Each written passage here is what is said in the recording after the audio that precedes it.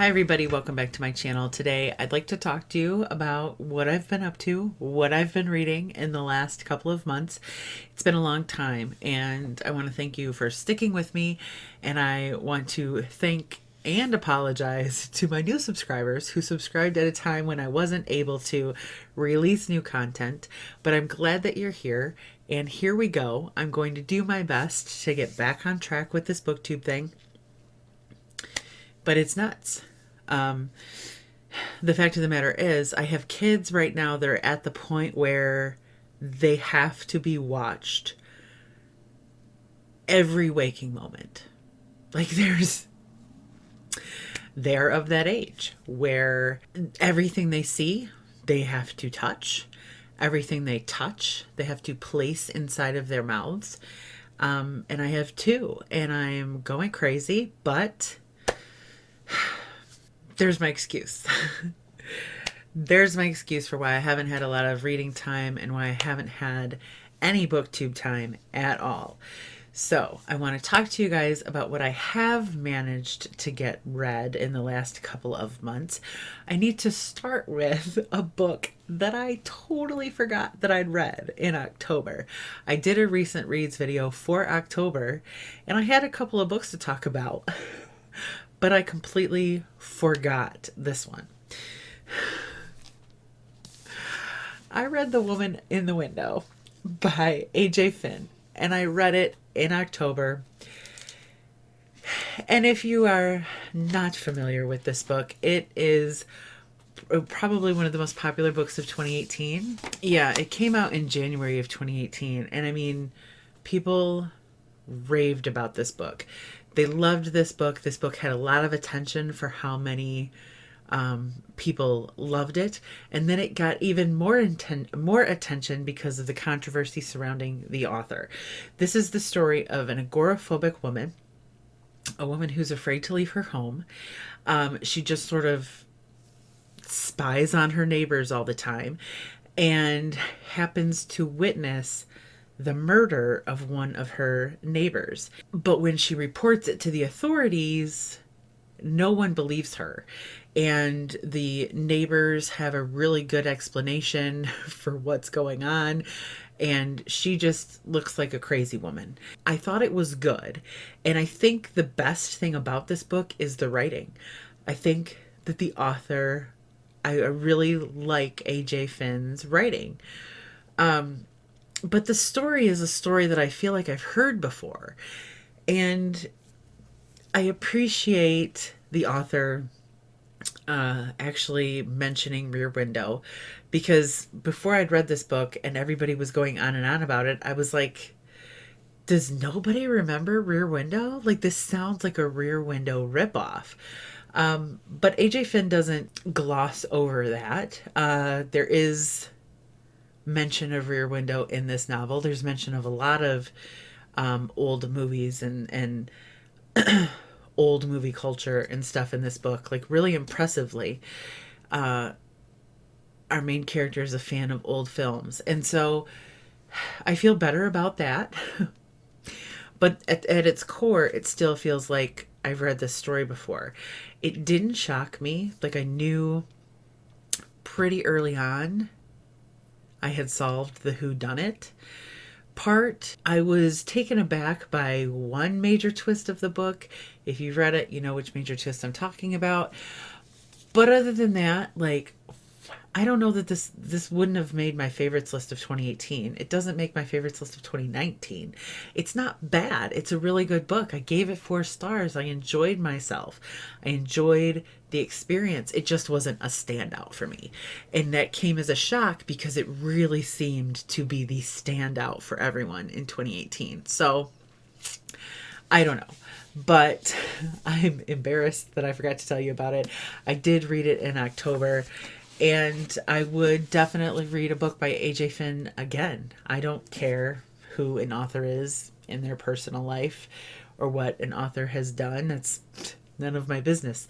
I think the writing style was beautiful and gorgeous. Walking away an A.J. Finn fan, The Woman in the Window, it was good, but it wasn't surprising.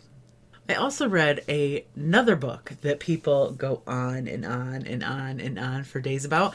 That's The Seven Husbands of Evelyn Hugo by Taylor Jenkins Reid.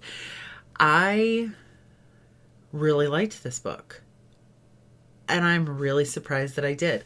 I don't even know, I guess this book is categorized, even though I hate categorization, I guess it's categorized as historical fiction.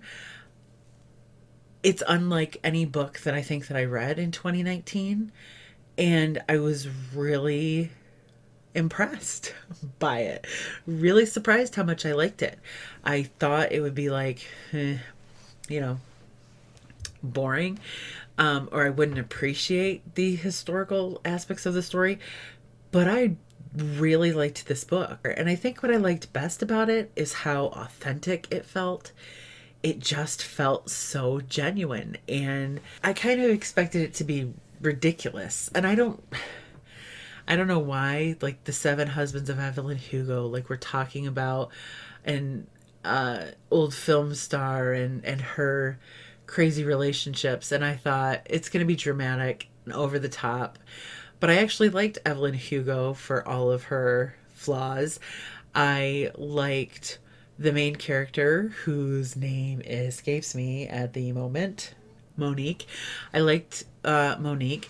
I was kind of surprised by the twist.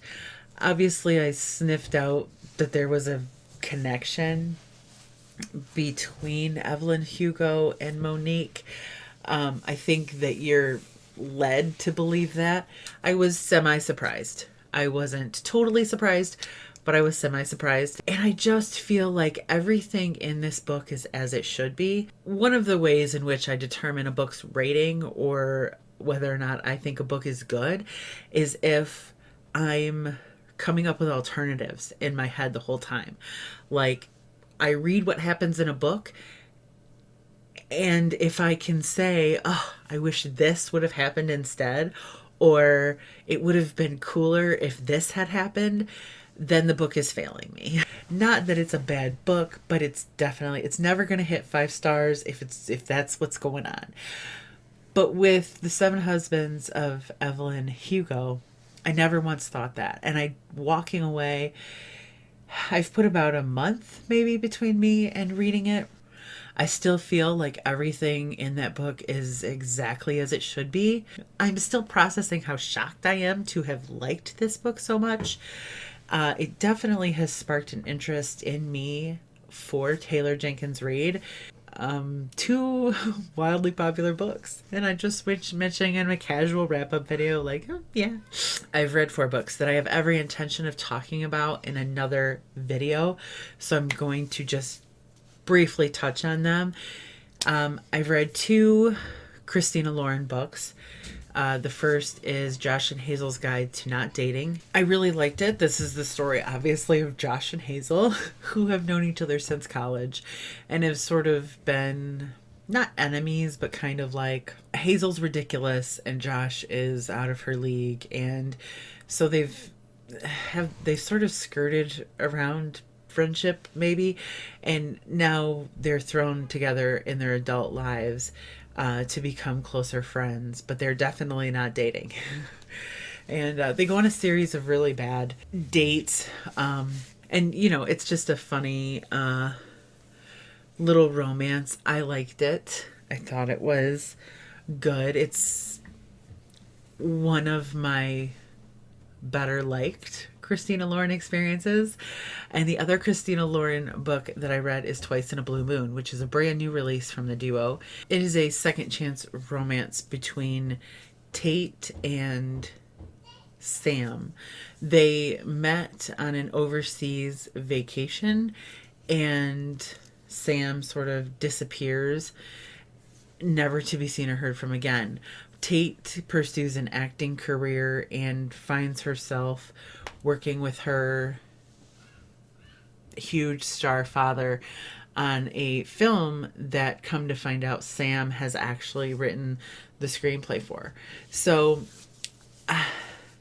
they're thrown back together. I'm less happy about Twice in a Blue Moon, and like I said, I plan on talking about both of these in a future video.